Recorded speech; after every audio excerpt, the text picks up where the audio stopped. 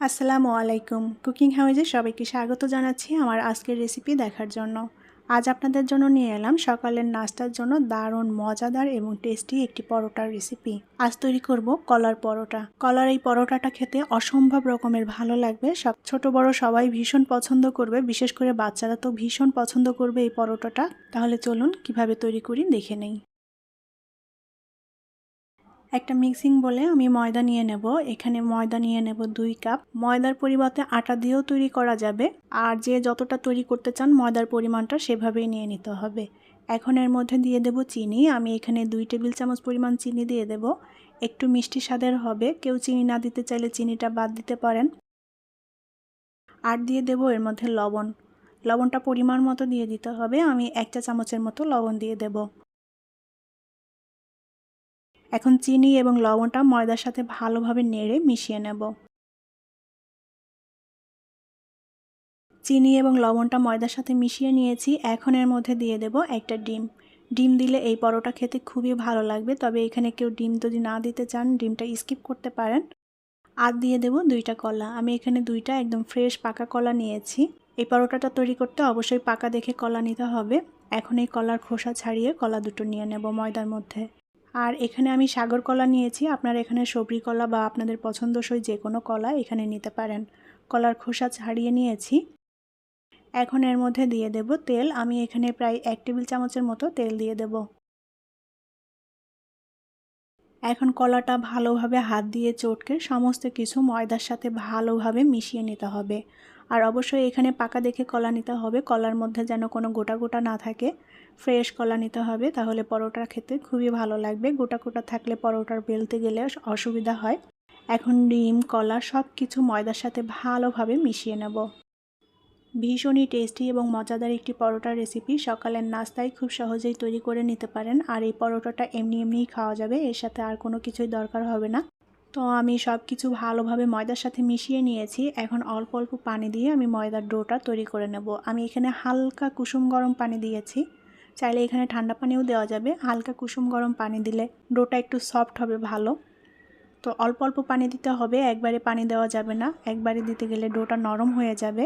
যেহেতু এর মধ্যে ডিম, কলা সব কিছুই দিয়েছি, সেক্ষেত্রে অল্প অল্প পানি দিয়ে ডোটাকে ভালোভাবে মেখে নিতে হবে। আর ডোটা খুব বেশি নরম আবার খুব বেশি শক্তও হবে না, মিডিয়াম পর্যায়ের ডো হবে। আমরা রেগুলার পরোটা তৈরি করতে যেভাবে ডোটা তৈরি করে নিই সেভাবে ডোটাকে এখানে মেখে নিতে হবে। আমি 3-4 মিনিট ডোটা ভালোভাবে মথে নিয়েছি। এখন এই ডোটাকে আমি কিছুক্ষণের জন্য রেস্টে রেখে দেব। এতে করে ডোটা অনেক বেশি সফট এবং মসৃণ হবে। ডোটা যত সফট এবং মসৃণ হবে পরোটা খেতেও ততটা টেস্টি এবং মজার হয়।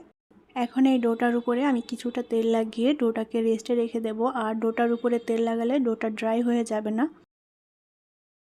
এখন এই ডোটাকে আমি ঢাকনা দিয়ে ঢেকে 20 মিনিট মতো রেস্টে রেখে দেব।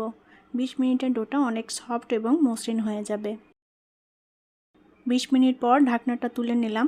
আর ডোটা কিন্তু অনেক সফট এবং মসৃণ হয়ে গিয়েছে। এখন ডোটাকে আবারও ভালোভাবে 3-4 মিনিট মথে নেব। আর এই ডোটা যত ভালোভাবে মথা হবে পরোটাগুলোও কিন্তু তত ভালো হবে।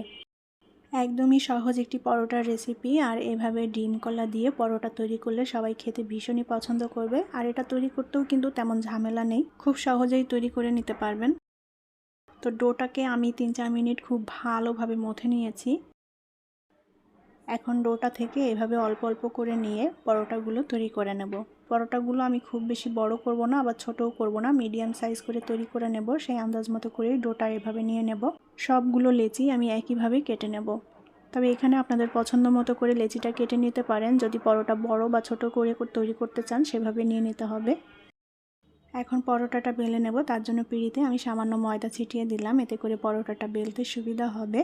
আর ময়দাটা যদি ছিটিয়ে কেউ না দিতে চান তাহলে এমনিই পরোটা বেলে নিতে পারেন। তবে এই পরোটাটা এমনি বেলতে গেলে একটু অসুবিধা হবে, তাই সামান্য ময়দা ছিটিয়ে দিলে পরোটাটা খুব সুন্দর মতো বেলা যাবে। এখন পরোটাটা বেলে নেব। রেগুলার পরোটা আমরা যেভাবে বেলে নিই ঠিক সেভাবেই বেলে নিতে হবে। আমি রেগুলার পরোটার মতোই পুরো করে বেলে নেব। আর পরোটাটা সব দিকটাই সমানভাবে বেলে নিতে হবে, যেন কোথাও উঁচু কোথাও নিচু না হয়। সব দিকটা সমানভাবে সুন্দর করে বেলে নিতে হবে। তো আমি পরোটাটা এভাবে গোল করে বেলে নিয়েছি। আর পরোটার থিকনেস বা পুরুত্বটা ঠিক এরকম হবে, রেগুলার পরোটা যেভাবে তৈরি করি সেভাবেই। তো একইভাবে পরোটাগুলো বেলে নিতে হবে। প্যানে আগে থেকেই একটু তেল দিয়ে গরম করে নিয়েছি। এখন একটা একটা করে পরোটা এভাবে তেলের মধ্যে দিয়ে পরোটাগুলো ভেজে নেব। চুলার আঁচটাকে অল্প রেখে পরোটাগুলো ভেজে নিতে হবে যেন খুব বেশি পুড়ে না যায়। আমি একটু লালচে পোড়া পোড়া করে ভেজে নেব। তো এপিট ওপিট উল্টে দিয়ে পরোটাগুলো ভেজে নিতে হবে। আর রেগুলার পরোটা আমরা যেভাবে ভাজি ঠিক একইভাবে, এটার আলাদা কোনো নিয়ম নেই, একইভাবে ভেজে নিতে হবে। এপিট ওপিট ভালোভাবে উল্টে দিয়ে দুপাশটায় সমান করে ভেজে নিতে হবে যেন কোথাও কাঁচা না থাকে। পরোটাটা সুন্দর মতো ফুলে উঠেছে। এভাবে প্রতিটা পরোটা সুন্দর করে ভেজে নিতে হবে। তো আমি পরোটাগুলো এভাবে ভেজে নিয়েছি একটু লালচে পোড়া পোড়া করে। এখন তেল থেকে তুলে নেব আর বাকিগুলো একইভাবে ভেজে নেব। আমি সবগুলো পরোটা ভেজে নিয়েছি। এখন এটা গরম গরম পরিবেশন করব। আর এই পরোটাগুলো গরম গরম খেতে ভালো লাগবে। আর এই পরোটাটা আমি সুজির হালুয়ার সাথে পরিবেশন করব। সুজির হালুয়ার সাথে এই পরোটাটা খেতে অসম্ভব ভালো লাগে। তো আপনারাও বাসায় এভাবে ডিম কলা দিয়ে পরোটা তৈরি করে নিতে পারেন সকালের নাস্তার জন্য। ছোট থেকে বড় সবাই ভীষণ পছন্দ করবে খেতে। আর এটা খেতে কিন্তু অসম্ভব রকমের টেস্টি এবং মজার হয়। আশা করি আমার আজকের পরোটা আপনাদের কাছে ভালো লেগেছে। যদি ভালো লেগে থাকে তাহলে প্লিজ ভিডিওটি শেয়ার করবেন। পরবর্তী রেসিপি দেখার আমন্ত্রণ জানিয়ে আজকের মতো বিদায় নিচ্ছি। ভালো থাকবেন সবাই। আল্লাহ হাফেজ।